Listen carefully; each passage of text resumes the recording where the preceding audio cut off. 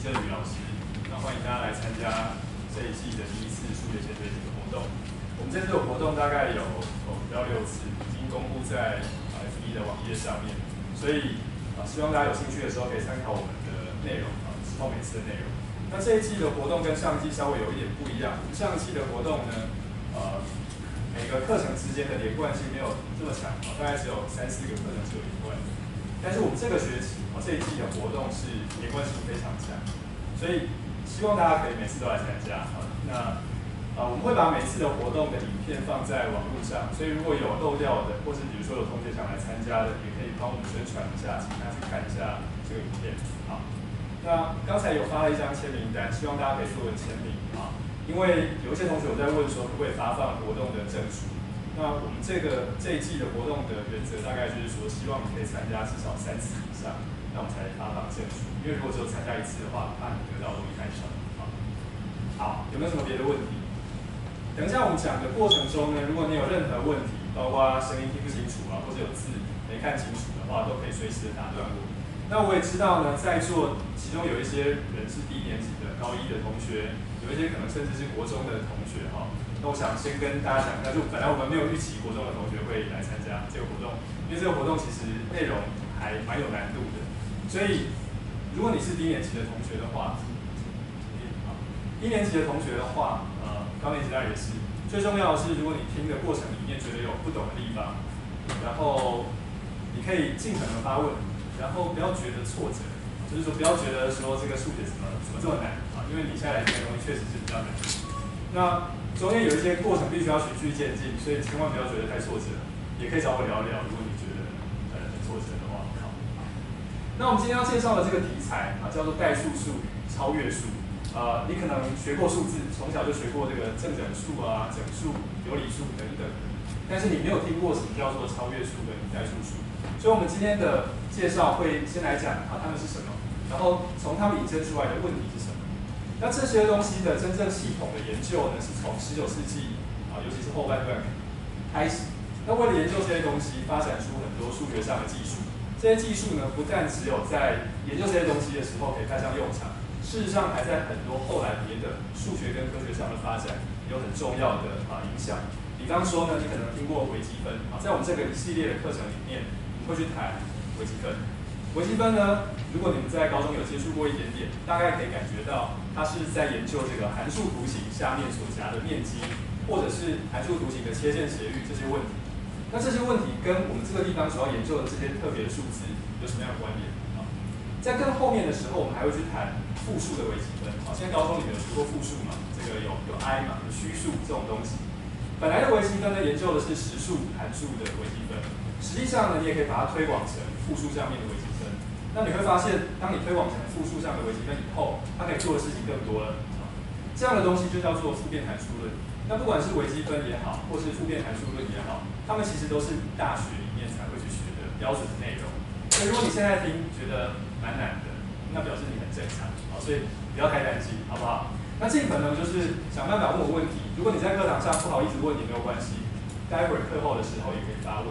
之后我们每次活动呢都会安排一段时间跟大家讨论问题所以就请大家尽可能的发问，然后踊跃的讨论。好，我们想从一些很原始的东西出发我不知道现在国中是不是还有教直尺跟圆规的作图尺规作图。以前的国中教了很多，那现在可能教稍微少一点。尺规作图大概就是说，你可以使用直尺跟圆规来画的图形有哪些？那直尺的功能是什么？直尺的功能只有一个，就是平面上给了2个点以后，我可以去做它的连线。除此之外，不可以有其他功能你不可以在上面画刻度不能做这件事情。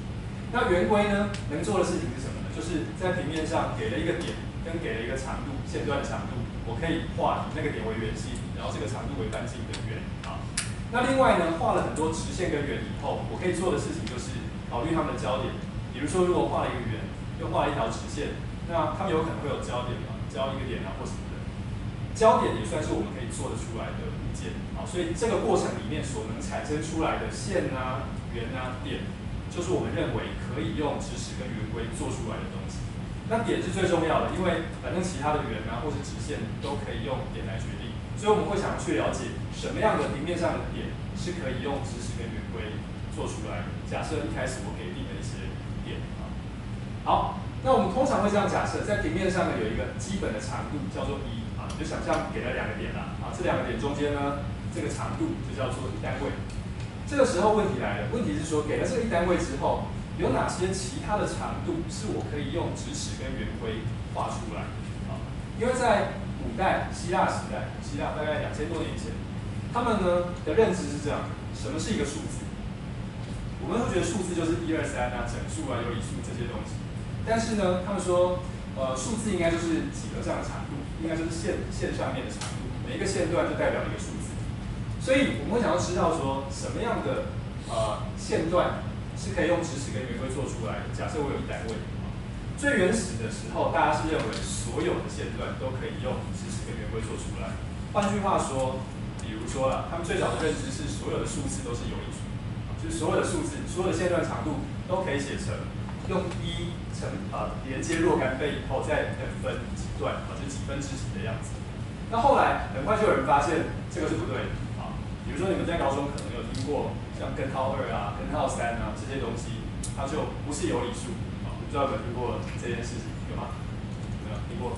没有听过也没关系，好，但你现在应该知道了啊。要说明它呢，需要费一点功夫，要去了解整数的回忆分解的性质啊。所以后来发现说，其实并不是所有的线段长度都可以写成有理数的样子。那自然的问题就是说，那没关系，我们来问怎么样可以用直尺跟圆规可以造出所有可能的线段长度？最后答案是不可以啊。那就是哪些可以呢？哪一些长度是可以用直尺跟圆规做得出来的？比方说，整数都可以嘛，对不对？2可以嘛？你有1的话，你就以这个点为中心啊，然后以这个长度为半径画一个圆，然后把这条线连出来之后，另外一边的交点就是2的另外一个端点，对不对？那你有圆跟直尺的话，你也可以把一个线段把一条线段等分成n等分的这个操作，所以你可以做出所有的有理数。那除了有理数之外，还可以做什么呢？像刚才提到的根号2可以做吗？可以嘛？因为你画一个等腰直角三角形，对不对？两边长都是1的话，那斜边的长度就是根号2，所以根号2也是可以做的。那是不是所有的长度都可以做啊？哪些长度是不能做的？那我们说呢，如果有一个实数它的绝对值是这种可以用直尺跟圆规做出来的长度的话这个实数我们就把它叫做一个可以尺规作得的数字可以用尺规作得的数字。比如说-2，-2的绝对值是2嘛，那2可以做得出来，我们就说-2是一个可以尺规作得的数。那我们就把它简称做可尺数好了，好不好？这样讲比较简短一点用直尺跟圆规就可以做得出来，所以是可尺数。那哪一些实数是可尺数呢？我们可以把刚才的问题换成这样，本来是要问说哪一些线段是可以做得出来的，但是我们现在想要把东西理解成数字，所以要问哪一些数字它的绝对值是可以用直尺跟圆规做得出来的。那我们可以再换个想法我们可以想象成平面已经给好了，平面就在这里，我们可以透过尺规做出来得到的点就叫做可尺点。比如说一开始平面上有2个点在这里。那我们刚才讲说，你把这条线画出来之后，然后以它为中心点，以这个为半径画一个圆，在另外一边会有一个焦点那个点就是一个可尺点虽然我一开始没画，但是我知道我用直尺跟圆规可以把那个点给确定下来。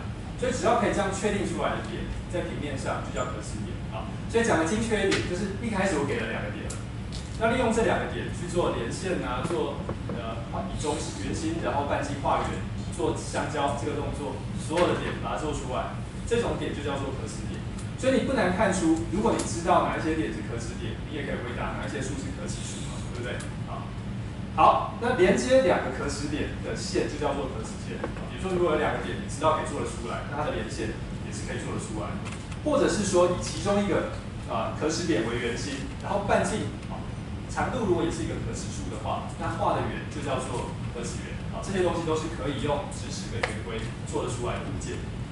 好，那我们的问题是想要问说，那哪一些是可以做得出来的？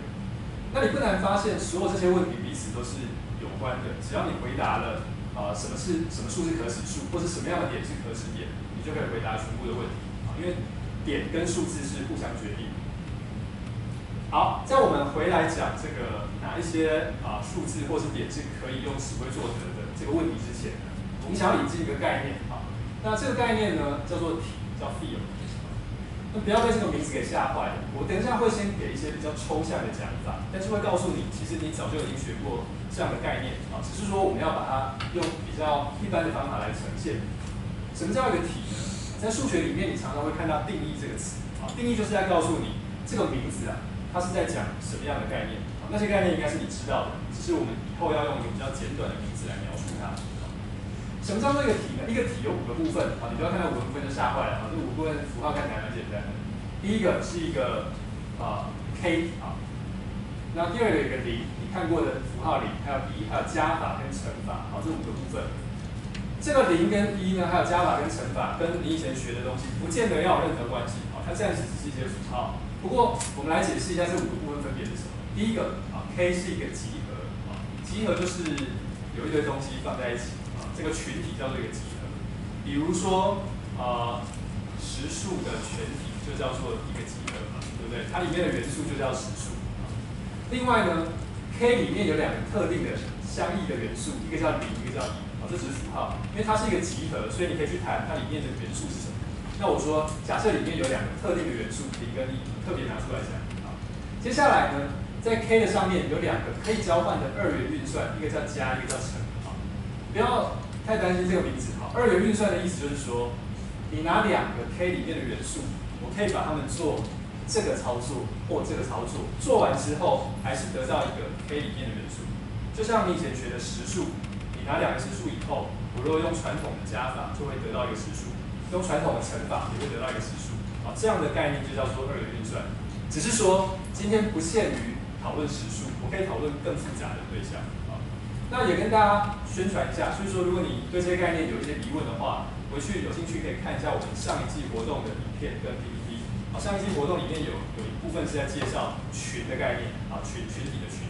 那里面有详细的去讨论2元运算到底是什么，然后跟它有关的一些性质，还有物件等等。所以如果你觉得有困惑的话，你就想象我们现在考虑的对象就是实数，然后实数里面有0这个元素，有1这个元素，有加法跟乘法。好，什么叫做2元运算呢？就是给了2个元素以后，操作以后会得到还是 k 里面的某个元素。那一般我们会把第一个运算，既然用这个符号嘛，就把它叫加法。那第2个运算呢，就把它叫做乘法。好，所以加就是加法，点就是乘法。这只是名词，好，它跟你以前学过的加法、乘法不见得要有任何关系。那2元运算的意思就是你给了2个元素以后，啊，在 k 里面，我们说 a、b 属于 k 2个元素。做这个操作跟这个操作都还会得到 k 的元素。可换的2元运算的意思是说，你把顺序交换一下，答案不会变。a 加 b 会等于 b 加 a， 那 a 乘以 b 会等于 b 乘以 a。这个时候我就说，这2个2元运算是可换的2元运算。将来你们学的更多之后，你会遇到那种不可以交换顺序的2元运算。比如说，你如果有兴趣，可以自己去 Google 上面找一个概念叫做4元数，我不知道你们有没有听过啊？1、2、3、4的4，然后元朝的元4元数，它是比复数再推广几的数字，那它里面的乘法就不是可以交换的，就不可交换啊。比如说你看过4元数，可能有学过什么 i 跟 j 啊 ，i 乘 j 跟 j 乘 i 就差一个符号啊，所以不见得所有的2元运算都是可以交换的，但是我们今天所要讨论的都是可以交换的 ，OK 好。那不止这样啊，什么叫这个题呢？就是有集合，里面有2个特殊的元素，另外有2个2元运算。这2个特殊的元素扮演的角色是什么？第一个还有这2元运算它要满足一个叫结合律的东西。结合律的意思是说，不管你用的是加法或乘法，一定会有一个特性。你拿3个数字出来，3个元素出来，我把前2个元素，比如说先做加法，再跟第3个加。会跟先把后2个加起来以后，再跟第1个加，答案会一样。就是这个括号挂在前面跟后面是一样的。因为一开始2元运算只容许我拿2个东西来运算嘛，所以我要有顺序啊，先拿前2个还是先拿后2个？那第一个要求是说，这个顺序是没有关系的，括号的顺序是不会有影响的。好，那我们就说它满足结合律。第2个要求是说，这个特别的元素0跟1它扮演的角色叫单位元。比如说你拿 k 里面的一个元素叫 a， 那 a 加上0以后会是 a，a 乘上1以后会是 a， 这跟以前你在学数的时候是一样的。所以我们会说这个0呢，它是加法的单位元，就是它加了人家不会改变那个人。1呢是乘法的单位元，它乘了人家也不会改变那个人。所以我们要求0跟1扮演的角色是这样。最后有一个概念叫反元素啊，反元素是说呢，每一个 K 里面的元素啊，你就想成是一个数字，你要有办法找到另外一个元素啊，叫 A 就啊，这个名字不要太在意，符号随便写的，使得后面这句话成立，就是 A 跟 A 上面加一个这个波浪状的符号，加起来要等于加法的单位元素。这个时候我们就说这个家伙呢是 A 的加法反元素。那我来问一下大家，如果 K 就是实数，这就是普通的加法跟乘法。A 是实数，请问谁是它的加法反元素呢？负 A 对不对？比如说如果 A 是2，那这个就应该是负2，就是你以前实数里面学的负2啊，负2加上2就是0，对不对？好，所以我们要求每一个元素它都会有另外一个家伙跟它加起来变成加法反元素就是0。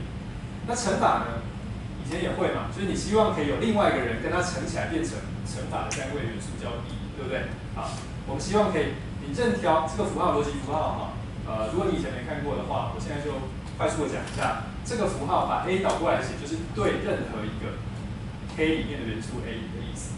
那这个符号是存在有一个 K 里面的元素 A 右打，使得后面括号里面这句话成立。好，这样的一句话就是口语上的一句话，我们会在数学上用逻辑符号写成这个样子，可以吗？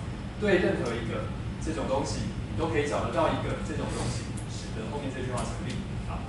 好，所以乘法反元素也是类似的概念啊。对任何一个不是0的元素，我可以找到一个人跟它乘起来变1。那一样的问大家，如果这是实数这个集合的话，然后普通的加法跟乘法，请问一下，如果 A 是3好了，这个 A 尖尖的放在头上应该是什么？1/3，对不对？乘起来就是1嘛，对不对？好，所以你知道呢，我们以前的实数。然后实数里面的0跟1，还有普通的加法跟乘法，是符合我刚才讲的所有的性质。好，所以那就是一个题的例子。只是说，这个世界上的题不是只有实数而已，还有很多别的。我们等一下来看一些例子啊。通常我会不要写成这么啰嗦的符号，比如说 A 的加法反元素，我会写成负 A。那 A 的乘法反元素，我会写成 A 的负1次。可以吗？这只是符号啊，所以以后你看到负 A， 你就知道它只是某一个跟 A 加起来等于0的人。那 A 的负1次方就是跟 A 乘起来是1的人。那只有当 A 不是0的时候，才会有这个的存在。那我来问大家一下给了一个 A 以后，可不可能有2个不同的元素加了 A 都变0？给一个元素 A， 好 A， 我们现在已经知道了有一个人。有一个这个人，至少有一个这个人跟他加起来变0，对不对？我现在问你，有没有可能有另外一个人跟 A 加起来变0？你们觉得不可能？为什么？消去嘛，对，很好。好，比如说呢，A 加了 B 变0，A 加了 C 也变0，对不对？我现在有个公式 ，A 加 B 等于0，等于 A 加 C 哦，所以 A 加 B 就等于 A 加 C， 对不对？那我就把两边同时加 B 好了。那 B 加 A 也是0嘛，对不对？所以 B 加 A 加 B 要等于 B 加 A 加 C。可是 B 加 A 是0，因为 A 加 B 等于 B 加 A 嘛，对不对？所以 B 加 A 是0哦，所以 B 加 A 加 B 就是0加 B 就是 B。可是 B 加 A 加 C 呢，就是0加 C 就是 C， 所以我是得到 B 等于 C。所以如果有一个人他加了 A 以后会变0的话，那个人只有一个，不会有2个。那同样的乘法，你也可以类似的用类似的想法来想，它如果有的话，反元素只会有1个。好，我们来看一些例子。在那之前呢，刚才我们说了嘛，一个题要包含5个部分，对不对？要有一个群体，然后里面有2个特别的元素，一个是0，一个是1，然后要有2个2元运算，加法跟乘法。不过呢，这样写太啰嗦了，所以如果在讨论里面这些元素跟运算是很清楚的话，我们常常会就不写它，就只写那个 K。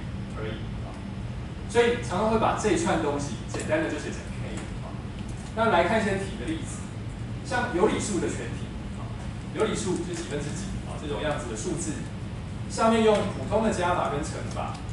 那我们来问一下，它有没有结合律呢？有嘛，对不对？数字括号挂在哪里是没差的，而且是可以交换的加法跟乘法可以交换。那有没有加法的单位元素呢？有没有一个元素它加了人家都不改变别人？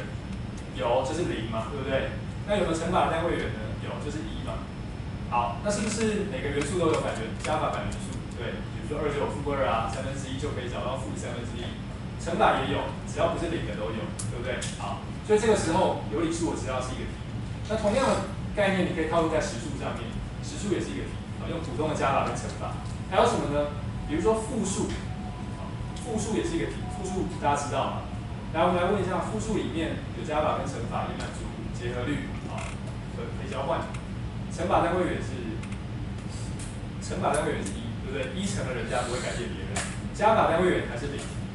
那每个元素都可以有一个加法反元素，比如说3加 2i 的加法反元素是-3减 2i， 对不对？因为-3减 2i 跟3加 2i 加起来是0。那请问你3加 2i 的乘法反元素是多少？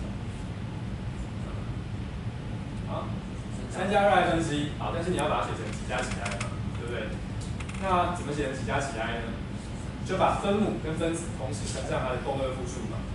好，乘上共2复数以后，就变分母变实数嘛，所以就可以写成几加几 i 的样子。好，所以C 全体也是一个题，而且你知道这个题在它里面，而且它又在它里面，啊，所以你发现在这个例子里面有3个越来越大的题。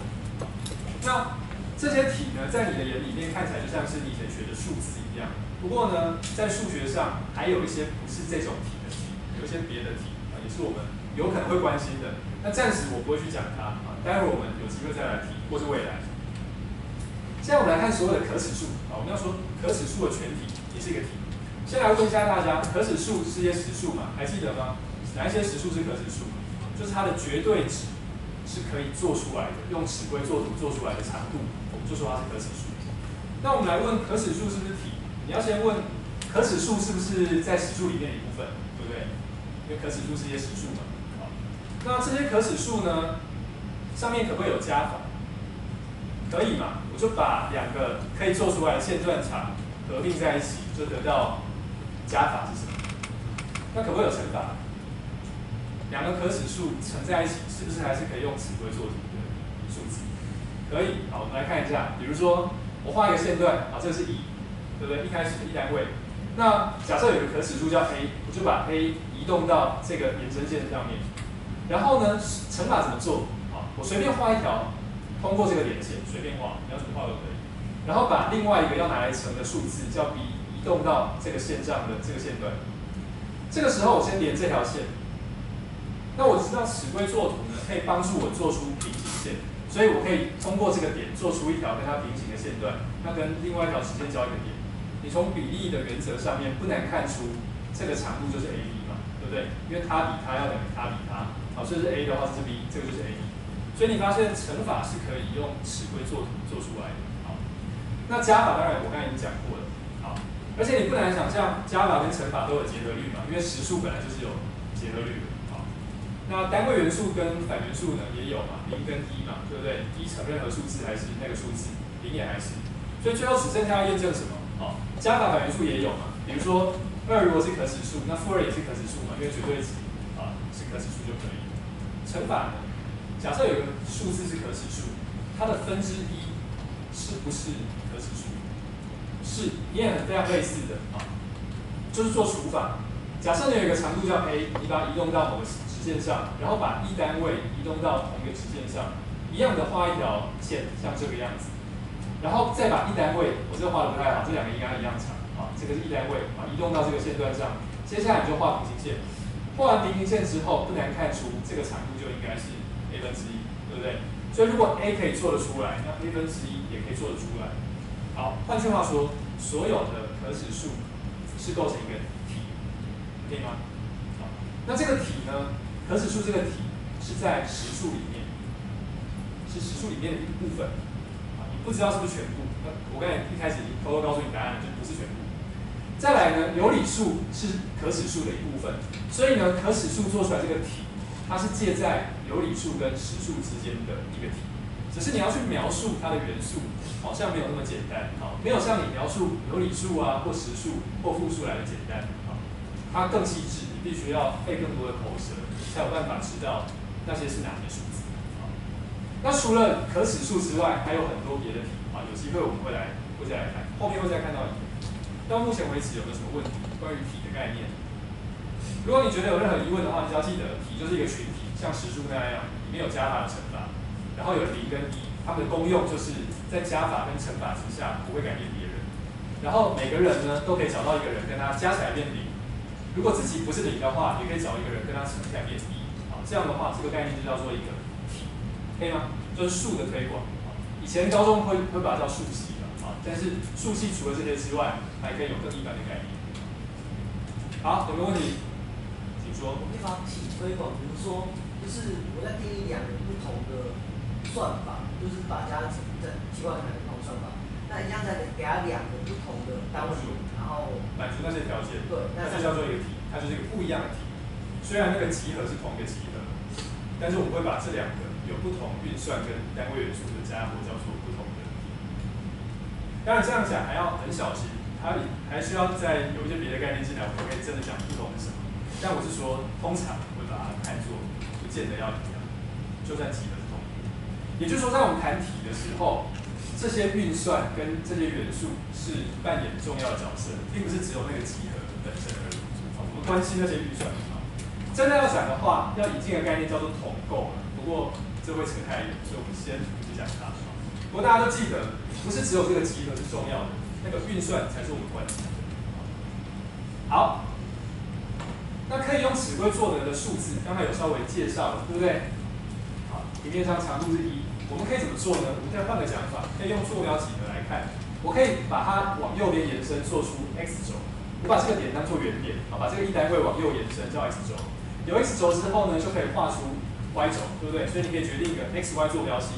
那你有这边的1，你就可以决定所有的2、3、4。垂直方向也可以去做，比如说你以它为中心画一个圆，那跟 y 轴的交点就叫做 y 轴方向的1嘛。所以你可以画出坐标系。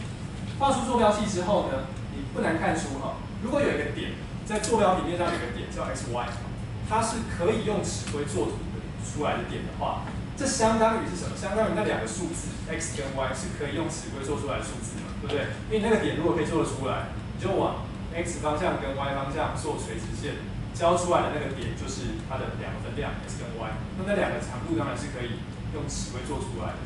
反过来也是，你可以做出某个长度跟另外一个长度的话，它们交汇的那个点，画垂直线交汇的点，就是可以用尺规做出来的。因为做对一个线段的垂直线是可以用直尺还有圆规来做。再来呢，如果你有一条直线，直线的方程式我们总是可以写成这样啊。一般来说，除了什么 x 等于0或 y 等于0之外啊，这样的一条直线呢，它是可尺线的条件就是 a 跟 b 要是可尺数。这个让大家回去自己当个练习，好不好？就是说，这样的一条线什么时候是可以用尺规画出来的线呢？条件就是这两个系数要是可尺数，前提是我把右边调整成1了。好，那再来圆呢？假设我把一个圆调整成这种形状，一年级的同学不知道学过圆没有？如果没有学过没关系，任何一个圆我们都可以写成这种形状，把前面的系数写成1。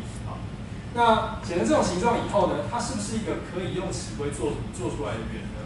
前提是这里出现的 a、b、c 三个数字都要是可以用尺规做出来的数。这也留给大家当做一个小练习。你要做的事情就是去想一下这个 a、b 跟这条直线的截距的关系是什么，然后 a、b、c 跟这个圆的圆心还有半径的关系是什么。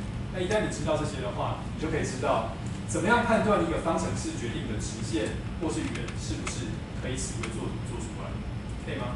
好，那我打算要先暂时离开尺规作图这个议题。这个议题它只是好玩，它是古希腊人问自己的一个问题，因为他们喜欢讨论几何学，讨论尺规作图。它的本身有没有什么用途呢？其实不见得有什么用途，重点是在研究它的过程中所发展出来的工具，在别的地方有什么用。所以这只是告诉大家说，在学数学的时候，你们最好可以有一个心理建设，是说你在学的东西，不见得当下你学它的时候知道它是要干嘛用，因为有的时候它的功用是在别的地方。可是如果你不用这种方式来学它，你满脑子想就是我要拿来用的话，你可能没有办法学到它最重要的。好，我们现在来进到今天的主题，叫做代数数跟超越数。有两个特别的名字，我故意都把英文写出来，让你觉得好像比较炫一点。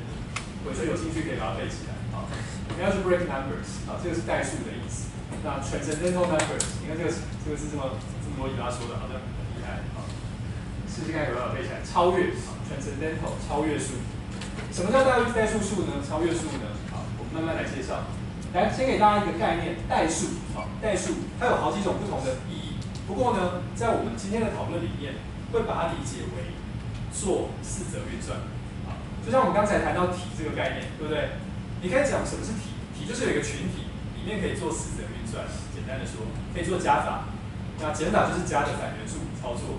可以做乘法，那非零元素可以做除法。啊，然后加法跟乘法加减乘除有一些好进值，就叫体。所以今天谈到代数的时候，我们心中想的就是跟四则运算要比较有关系的东西。超越就是说超越代数，就是不是指四则运算，四则运算不够啊。虽然我刚才讲这句话你可能不知道它在干嘛，不过没关系啊，就有个抓个感觉。一样要定义，好，定义就是什么是代数数，什么是超越数。我们说一个复数，好，我们今天暂时只限于讨论复数，好，不过这些概念都可以推广到更一般的数上面。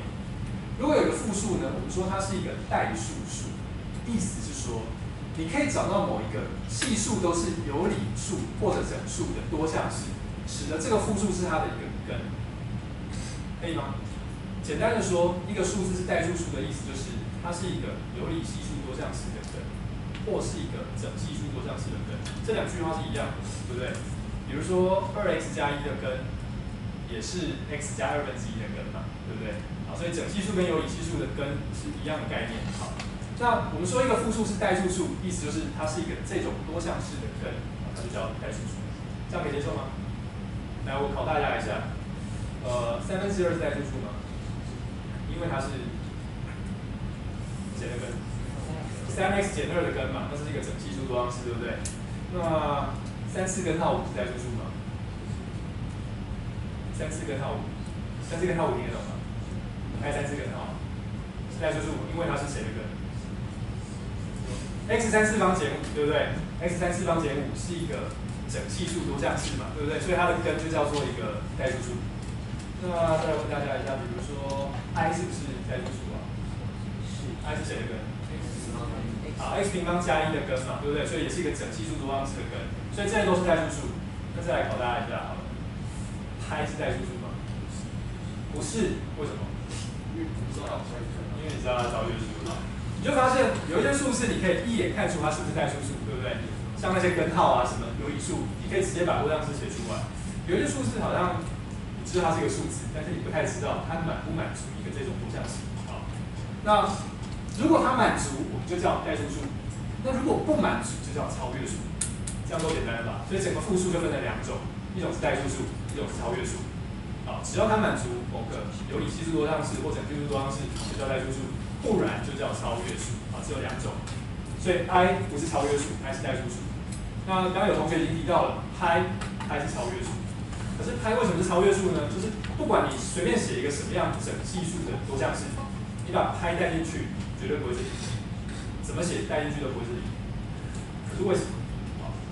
这个为什么这个答案呢？是我们这一系列的活动最后会去告诉你的。那你会发现要去回答这个问题，必须要发展很多的工具。所以希望大家把这个放在心里面当做一个主题，就是为什么任写一个整系数的多项式，派带进去都不会是零。啊，可以想到这个问题，然后就开始越想越觉得困惑。比如说你从来不了解派是什么，比如说我问你什么是派。我去国中讲的时候，最常听到就是3.14，啊，这个当然是不对的，至少你要讲3.141592啊。那如果问你说什么是2，你会觉得你好像知道，因为2就是1加1嘛，啊，所以1还不知道就是太奇怪了。但是什么是派？根号2也可以知道，对不对？你会说根号2大概就是那个指导三角形，等腰指导三角形2股之1，斜率就是根号2。那派原始的定义是说，你画一个半径是1的圆，对不对？它的面积是派，或者你说它的周长是2派，所以周长一半，半圆就叫派。可是因为它弯弯的，所以其实你不太容易了解，跟刚才那些直的东西比起来，好像不太容易了解。好，我们后面会告诉你为什么派它会是一个超越数。好，这个时候呢，我们给个符号，好不好？代数数的全体，刚刚有 c 嘛 ，c 是复数全体，对不对？r 是实数全体， Q 是有理数全体。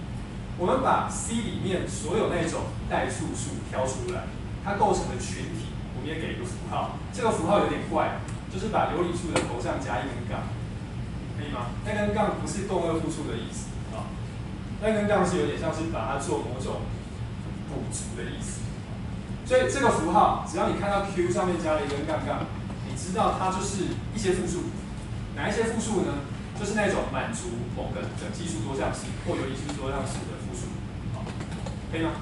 这个符号它叫做代数数，代数数。好，那你知道所有的有理数都是代数数吗？我们刚才有提到嘛，对不对？比如说2/3是3x 加2的根，所以 n 分之 n 总是可以写成 nx 减 n 的根，不管你 n 是正的或负的。好，所以这个家伙啊。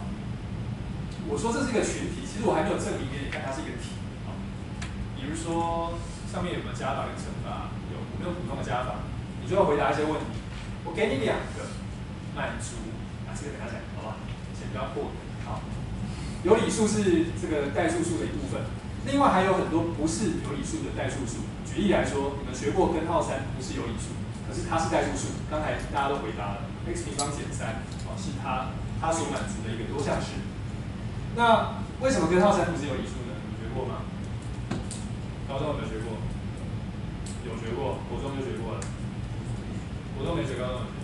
根号3为什么不是有理数？证明。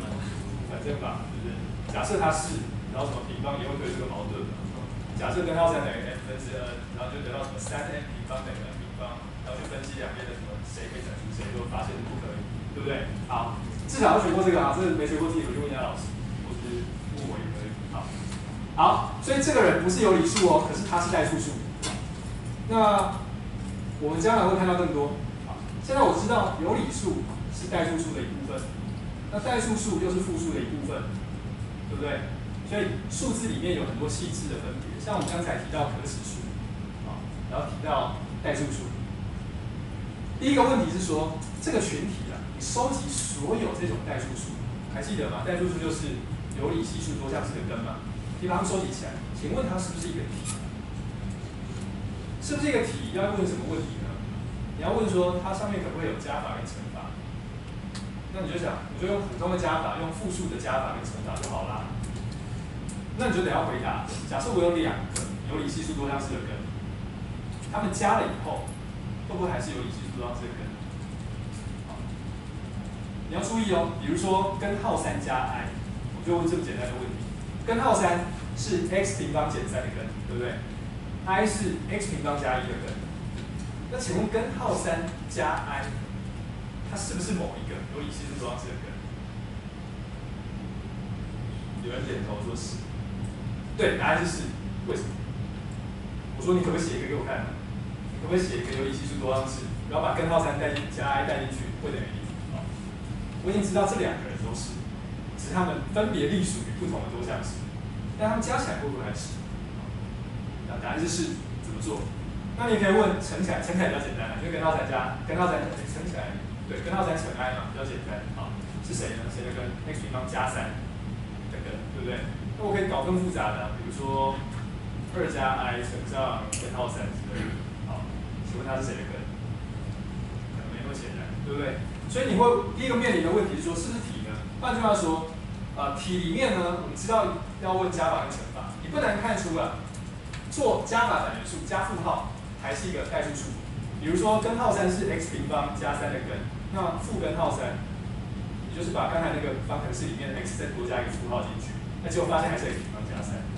好，那任何一个这件事情给大家自己想啊，只要阿尔法满足一个有理系数多项式，你把阿尔法加一个负号，它还是要满足一个有理系数多项式。谁呢？就是把刚才那个多项式的 x 改成负 x 套进去，那个多项式就会被它所满足。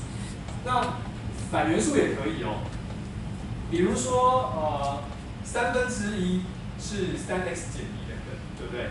那3是 x 减3的根，这2个方程式应该看得出关系吧？就是先把 x 换成x分之1，然后再把分母全部消掉，可以吗？可以接受吗？写一下好不好？来写一下。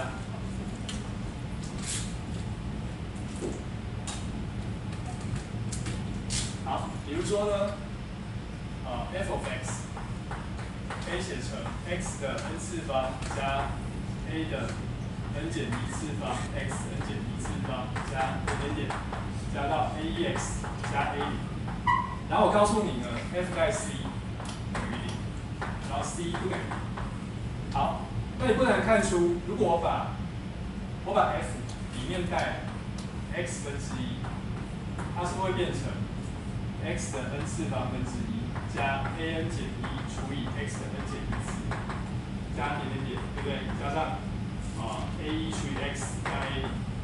可是我可以重新的把它改写成，我把 x 的 n 次方分之1提出来，里面可以写成 a0的 x n 次方加上 a1的 x n 减1次方加点点点。哎，不要给自己麻烦，a0好，除了 an 好不好？好，加点点点加到 an。好，我把后面这个人叫做 g of x， 好不好？你不难发现呢 ，g 里面带 c 分之1就会等于0，对不对？因为你这个地方 x 在 c 的时候，在 c 分之1的时候，它就变成 f of c 嘛，那 f of c 是0，那前面这个地方不是0，对不对？所以呢 ，g 会被 c 分之1所满足 ，c 分之1是 g 的根，可是 g 是不是一个有理系数多项式呢？当然是嘛，它只是把一开始的系数头尾都交换而已，把顺序倒过来写而已。好，可以吗？所以这件事情只是在告诉大家，如果 c 是某一个有理系数多项式的根，那 c 分之1也会是某一个有理系数多项式的根，而且那个有理系数多项式很容易写，就把原本的多项式的系数头尾全部颠倒过来，就是了，可以吗？好，所以。你发现呢，在我们预想中的加法跟乘法之下，求反元素的操作还是会掉在代数数的范围里面。那剩下的问题只有一个：代数数的加法跟乘法做完之后，和跟积是不是还是代数数？所以这是我们等一下回答的第一个问题。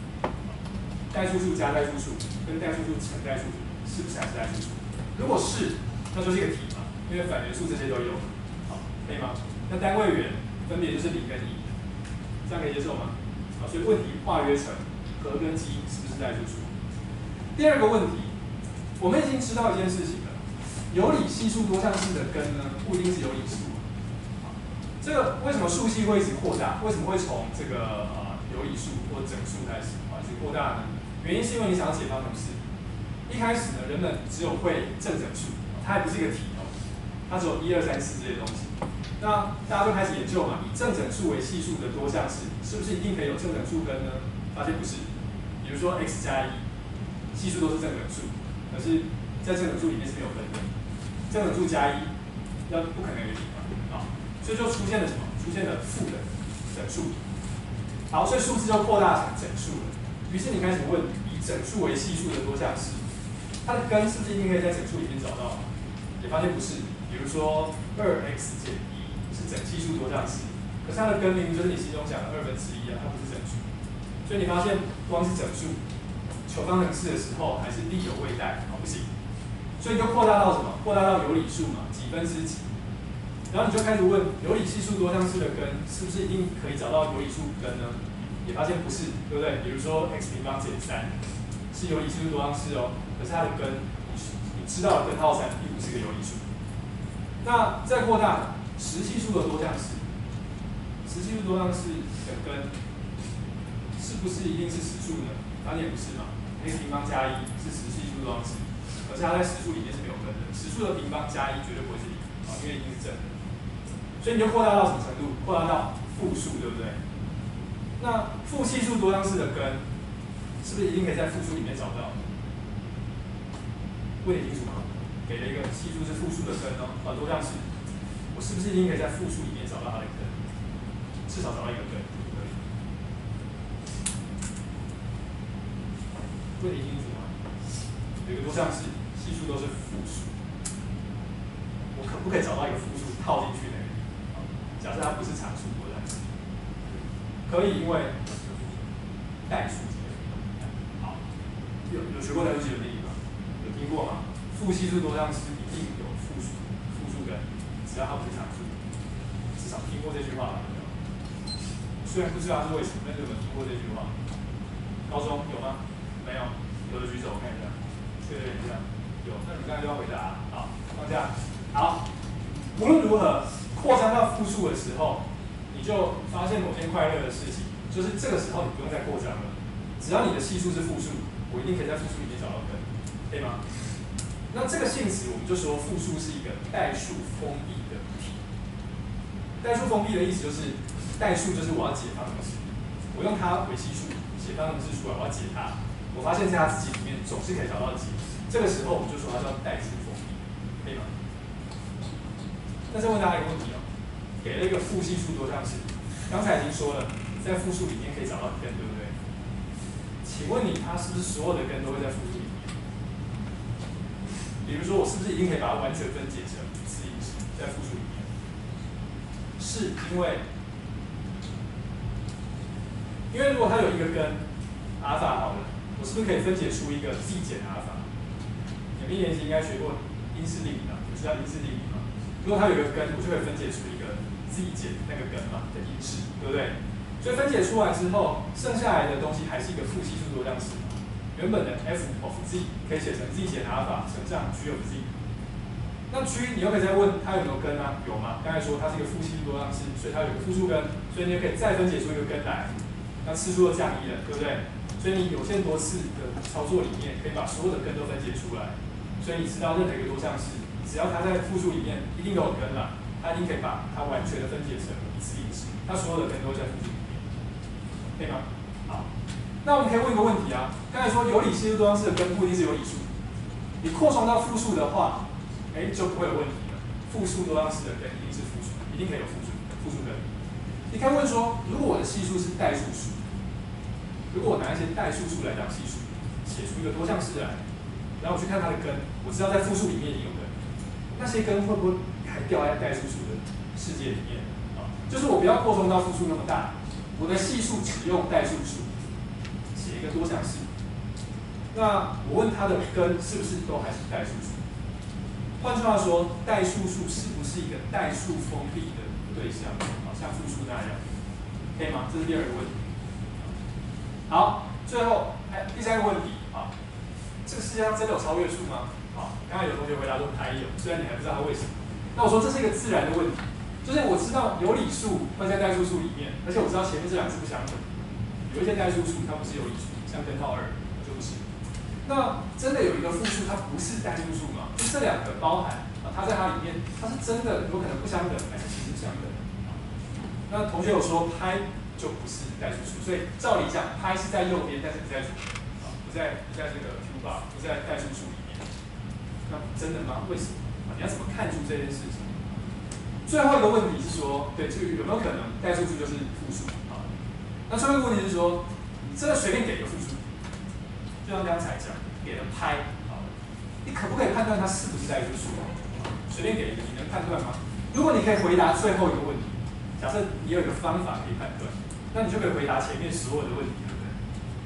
为什么？因为你要随便给一个这里面的数字，你都可以判断嘛。那我就知道这两个不一样，我都可以知道它里面的东西是不是在它里面。那或者是说，随便给了一个代数数为系数的多项式，我把它的根找出来，我应该可以判断它是不是代数数。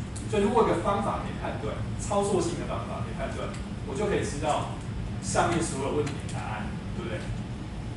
不过很不幸的告诉大家，最后这个问题到目前为止并没有一个一般方法，就是这是个很大的问题。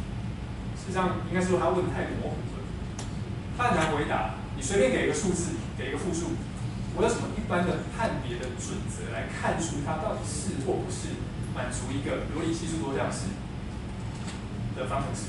这个目前是不知道。除了一些特殊形状的数字，如果它的来源比较特殊。比如说跟派有关的，或是你们将来学微积分的话，有一个数字叫1，英文字的1，自然对数的底数，跟派跟1有关的，其实它们都有关系。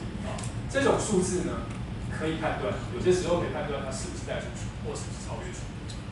但是如果不是这种特殊的形式的数字的话，一般来说我们没有太好的方法可以判断。